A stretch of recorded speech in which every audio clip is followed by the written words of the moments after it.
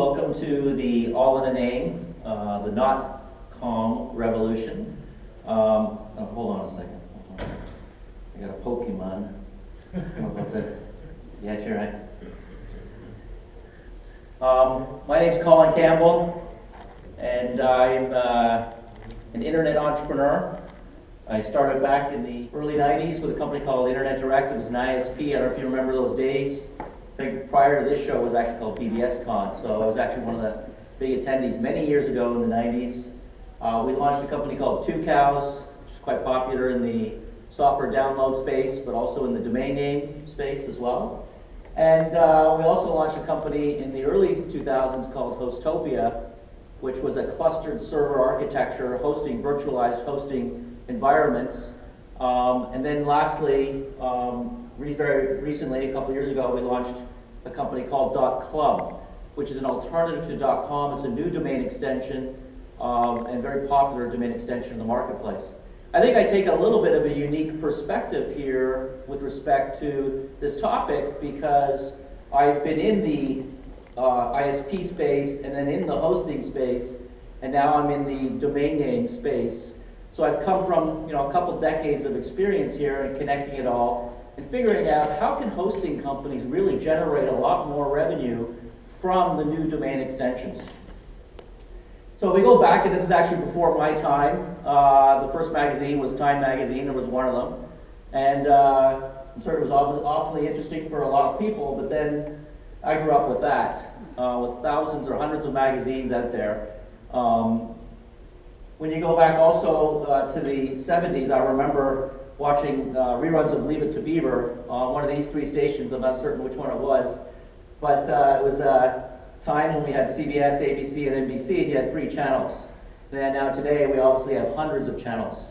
I mean, I can't imagine a universe where we don't have Game of Thrones, or Silicon Valley, or the new show Mr. Robot, right? Can you imagine that? I mean, it just, to me, those shows would never exist under the old regime. And so we look at the domain name space and we see some similarities. When in the 90s, .com obviously was one of the first new domain extensions out, .net and .org as well, and they were very popular. We added a few domain names over the years, but then ICANN, the body that organizes all the internet names and numbers, decided that they were going to open up the landscape to create innovation and competition in the new domain extensions. The fact is there are already 120 million .coms registered. And if you're an entrepreneur today and you're trying to set up a new business with a nice brandable name, it's hard to do that when all of the .coms are taken. So what they did is they decided to open it up to hundreds of new domain extensions, many verticals. Some of them are extreme niches, and some of them are more mainstream, like .club. Some of them price the domain names lower than .com, much lower than .com, and some of them price the domains much higher than .com. We've seen some extensions sell for about $1,000. .bank, for instance, which is a domain extension, has been very popular and fairly expensive, but requires pretty significant certification and can help reduce a lot of the phishing and fraud that occurs in the banking industry. So that was a domain extension that served a particular niche. .club, on the other hand, is more of a broad, it's generic with meaning, we like to call it, extension that really serves many more topics. Anyone with a passion can get themselves set up with the .club extension. So I look back at the evolution of hosting, and I remember back in the ISP days, we used to have Sun server architecture. I don't know if anybody here remembers the Sun servers. And we were one of the first companies at our ISP. We launched a hosting company called Easy Hosting, and then we launched, again, Hostopia. And we developed the clustered server architecture. I think we were one of the pioneers of clustered server architecture. We had thousands of Linux servers set up, not too dissimilar to the way that Google had designed its structure in the early days as well. And that's how we set up our shared hosting environment. We had a one-size-fits-all control panel. And it was modeled, actually, ironically, our inspiration for that was a company called Highway Technologies, which later became Vario Technologies. But today, we're seeing the control panel and the solution that the companies, the hosting companies, shared hosting providers have to provide, have to target multiple categories, or what I call verticalization. And we're seeing obviously templates, but more than that, you're seeing applications and solutions that target each one of them. There's a company called Top Producer, which all it did was target real estate agents. And it did a very good job, and it was able to charge higher rates because it focused on that verticalization. Now, companies like Wix today are doing a phenomenal job around targeting, in the case of Wix, targeting musicians, for instance, as one of their categories. So as a shared hosting provider, it's very important to be able to think about verticalization of the applications on your platform. And also, today it's a lot more complicated. Before, it was simply offering the hosting environments, some security and email. Now we've got to offer all of the tools that a small business needs to succeed on the internet. They have to offer CMS, you have to offer SEO, email marketing, all of the solutions combined in one platform or one control panel. So back in the day at Hostopia, we spent a lot of time. Hostopia was one of the largest wholesale providers of web hosting and email sold to telecoms. I believe it is the largest today globally. And we sold to companies like AT&T, and we were the back-end provider for all those companies. And so one of the things that customers always ask us to do is to figure out, how do we grow our user base? How do we make it grow bigger and faster, and how do we make more revenue from it? And we called it the flycatcher model. And there were really two models that have evolved over the last 10 to 15 years that have been very effective. And so GoDaddy and Wix are sort of like the two leaders of each of those flycatcher models. In the case of GoDaddy, it's all about figuring out or registering a domain name first. As an entrepreneur myself, I often think of an idea. I have one around wine, so I registered winecellar.club. I park it in my GoDaddy account, and one day, hopefully, I'll launch a business around wine. Another one is filters. Filtersclub.com I registered, and also filters.club I was able to get and register for $10 each, and I parked those in my account. One day, I'll launch those sites. I'll buy the services, the applications that GoDaddy offers, but I start with GoDaddy. And GoDaddy, as we know, has sold about 50 million. I think they have about 50 million domain names. They're definitely the leader in this space, and they've perfected domain registration. And there's a lot of elements to it, including name suggestion. I know RightSide has a new technology out around name suggestion. DomainSpot has a solution, and with the right tools on this side, you can help increase your revenue by suggesting the correct names, or the names that customers might want when they first come to your site. The second group we see are the free site creation tools like Wix and Weebly and Squarespace, and they've done a great job of come on in, build a free site. If you like it, you can add a domain name later. So they've done sort of the opposite. And I think, really the company that takes both methods and combines them together, so you can register a domain name up front, or you can get a free site design to get your business started. The company that does both of those, I believe, will have sort of the largest growth impact. So let's talk a little bit more about the new domain extensions and where it is today. We have about 22 million new domain extensions registered. Put it in perspective, again, .com has about 120 million. So you're talking about a 15% market share for the new domain extensions if you look at it in comparison with .com. If you add in some of the country TLDs, it's a lower market share of just slightly below 10%. But we are beginning to see some market share. It is beginning to penetrate. The .com revolution is beginning to happen, and you can see it, the hockey stick begin to occur here. Is there any correlation between new users, or is a significant amount of that people brand protecting and extending their existing domains into the new TLDs? Right, so the question was, is it brand protection or is it new users? And I think it really is a combination of both. Obviously, many brands have protected themselves. Bring up Pokemon last week, we contacted Nintendo. We offered them the name Pokemon for $10, which is general availability. We want to make certain, at .club, as a registry, we want to make certain that we do our best to help brands protect themselves so they don't have the cyber squatting issues they've had with other TLDs. ICANN's put in a lot of regulations as well to ensure that occurs. But you are seeing some of that, but you are also seeing a lot of new websites registered. In fact, you can see that we have 77,000 just on .club. Now here's a case study where one domain extension, arguably the most successful of all the new domain extensions today, but we have 77,000 live sites. And it's fascinating when we fly all over the world, Michelle and Jeff here, and marketing, and we often see club on the streets, and now we're beginning to see .club. You know, driving in Russia, we saw a company, a grocery store with the .club, and you know, Michelle was in a restaurant in Hong Kong, and she saw the Butcher .club on the wall. She was just sitting there, and she saw it on the wall. It's fascinating. So we are beginning to see it. It is beginning to happen with some of the more popular new domain extensions. And the third category I'll add to that are domain speculators. So they are coming into buying the market, buying in the market, and we are seeing an enormous amount of domain speculation in China, right? Which I think is part of the model, part of the market today. And you know, these are individuals who invest in these domain names and try to get these names placed in with customers. So I mean, one thing about .club too, I'll add, is that we are a global extension. Anywhere you go around the world, you can see .club is bought. I think we're well over 50 countries. We've got substantial market share. So it's not just a Western domain extension. This is not a revolution that's occurring just in the United States. It's all over the world. One of the big factors when new hosting companies or resellers or registrars consider offering a new domain extension should be usage. Because usage is what? It's people buying the email address, it's people buying the website, it's people buying all those other applications I talked about earlier, the email marketing, the SEO. With usage comes a lot of revenue. And I know that from the hosting days. We did not make a lot of money from domain names. In fact, domain names for the most part are a loss leader.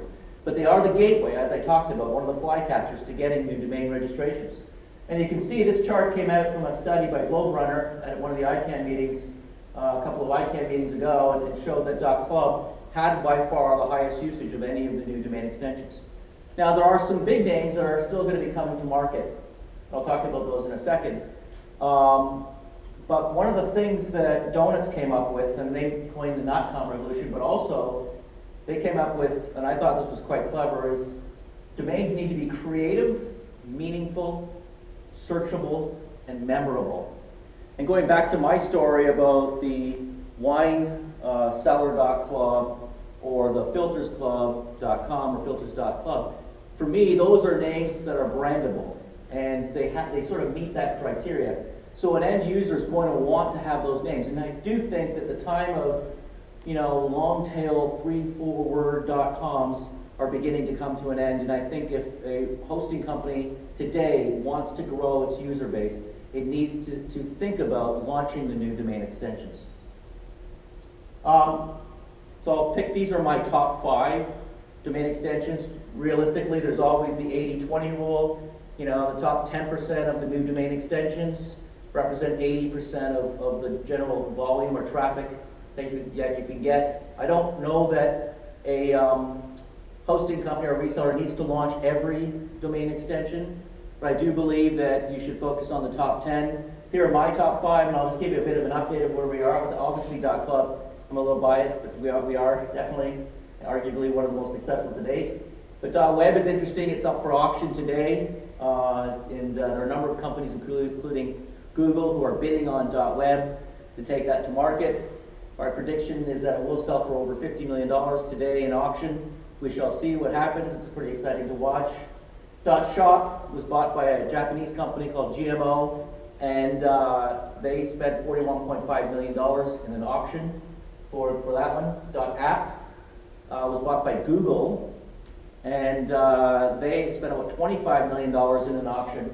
That's pretty exciting because you've got a big company like Google, a lot of resources that can come into the marketplace and offer this domain extension. I think that'll be really good for our industry and good for education of the new domain extensions. .blog's interesting. That was bought by Automatic, and they've got a great team with Paulo and the team there. They're putting together a great launch for .blog. I'm pretty excited about that. I think they paid about $19 million in the auction for that one. So what's worked and what hasn't worked with these launch of the new domain extensions? Well, what has worked is is offering the names that are generic, especially names that are generic with meaning. Companies like GoDaddy, for instance, have sold millions of the new domain extensions, the vast majority within that category. You can offer highly targeted niche TLDs, but the IT resources required to do so make it pretty sophisticated and costly, unless you use DomainSpot or RightSide or one of the other name suggestion engines, which I really highly recommend as a hosting company or as a reseller to offer an engine, a name suggestion engine from one of those companies. What also has worked for companies like GoDaddy are selling premium names. .club to date has sold about $4 million in premium names, and generally the margins for the sale of those premium names are much higher. But let me also add, when you sell a premium name, whether it's $100 or $5,000, the customer generally uses that name, and you're generally selling hosting and email and a lot of other services. So selling the premium names can be of value too, and it's built into the flow right now with tiered pricing. So a customer can simply, whether they buy a name for $10 or $1,000, the process is exactly the same. And pricing and promotions. Sometimes we've found it successful to offer some promotions, some discounts to get domain registrations. And I'd be careful with some of the domain registrations that have very high renewal rates. So we've seen a lot of complaints in the marketplace of companies that offer domains at high prices with also high renewal rates. All of our pricing, for instance, at .club, doesn't matter what you pay for the domain registration, whether it's $1,000 or $10,000, they renew for about $10 on GoDaddy, or I think it's $8.99 or something like that on a lot of the different registrars. So what has not worked for some of the launches and the new domain extensions, what we call the conversion killers, and this is the worst thing. They come onto your site, you're ready to buy, and then they end up losing the customer, is featuring just lists of hundreds of TLDs or domain extensions. It's just that just scares the customer, doesn't know what to do, they run away, you've lost the customer. What hasn't worked as well is only featuring .com, because again, 120 million names registered, and we've already seen 20 million of the alternative extensions being registered. And also just beware of some hype names. In this space, like any space, we have different companies in many different registries, and some offer names for as low as a penny and build up big registrations. We've seen .tk, which is a free domain extension. It's been out there for a while. It's got about 30 million registrations or something. But the fact is, the usage rates, and this is where hosting companies make their money, are far lower than .club, which is obviously 800,000 registrations and only been out for 2 years, and yet our usage is much higher than .tk. So you have to be careful of these free or nearly free domain extensions as well. One little stat came out last week from GoDaddy. I thought it was a fun one to share here. It was back to Pokemon. They came out with the most popular domains registered using the word Pokemon in the last few weeks, which extensions were actually used. And it's interesting, 73% were still .com, right? 5 or 6% were the new domain extensions. Again, .club, happy to see that, was #1 of all those new domain extensions. But again, you're beginning to see the .com revolution happening. It's happening faster than we might think. It began 2 years ago. Web's going to be launched, come out today in an auction. We're going to see more and more of these domain extensions coming into market, especially the big ones like .app and .blog and .shop. They're all coming to market, and this is part of a revolution that all hosting companies need to be involved in today. Questions? Yes. The next ICANN round, do you expect a lot of new coming to the market? I do think there'll be a lot of new domain extensions coming in the market at the next ICANN round, which will probably be about 2020, maybe 2025, who knows? It does take a long time for ICANN to get anything done. But the fact is, the vast majority of the top names that are coming to market that can be of real use to entrepreneurs and small businesses and individuals have come to market now. Like, this is it. I mean, you're not going to have another .club launch. There's only one .club launch. There's only one .shop and .online. And, you know, the names have come to market. The ones that are popular, they're out now.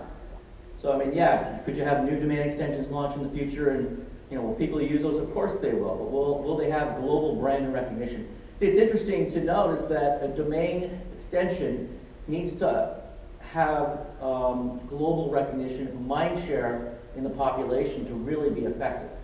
You know, and, you know, .club, we see it as a global brand, not as just a domain extension. So we invest $5.6 million per year. And last year we spent that on marketing for the new domain extension. We really invest a lot in trying to establish a global presence for the .club brand. So it takes a lot more than just an application fee and get a domain into market to really create a substantial business. So I think something, you know, when you're a small business looking at setting up a domain name, it's important to say, hey, have I seen it used before? And that's what most people do. I've seen .com everywhere, so I'm going to trust .com. Oh, it's hard to get a .com. Oh, but I've seen .club, so I'll pick up a .club. You know, I think that's an important factor. I think the meaning of the name is very important as well. But I think shop means something very distinct. And again, it's generic, but it's also with meaning. I'm astounded you think web's going to be a success. Club, I understand, because it's about what you are. If you're a club, you're, you know, .club. Com, because it's been there forever. You know, flowers if you're a florist. I get the understanding of those. Web, if you're searching on the web for something, it's on the web. What do you need the .web bit for? Why do you think that one's going to be such a success? I think, you know, it truly is a generic, and people understand it right away, but it's an opinion, and it'll be interesting to watch. I do know that it's going to go for a lot. You know, I mean, I think we saw, you know, shop at 42 million in an auction. You know, that was quite a lot. But I do think that web permeates globally and is globally recognized, like .club. But there is an argument, and I've seen that before, where people are saying, well, we've got .com. We don't need another pure generic. Well, we do need our generics with meaning. So I'm with you on that. I'm with you on that. It will be interesting to see. I do think that people will register. It's short. It's meaningful. You know, we have seen some success, surprisingly so, with .online. I did not expect it to do so well. .online, which is a pure generic as well, and it's actually done quite well, and especially in Europe, in countries like Germany, where they recognize the word, and it's very, you know, we think of online in America a little bit dated. And I wonder with .web, we might think of it as dated as well. But we're good. Well, thank you again for coming to our session about the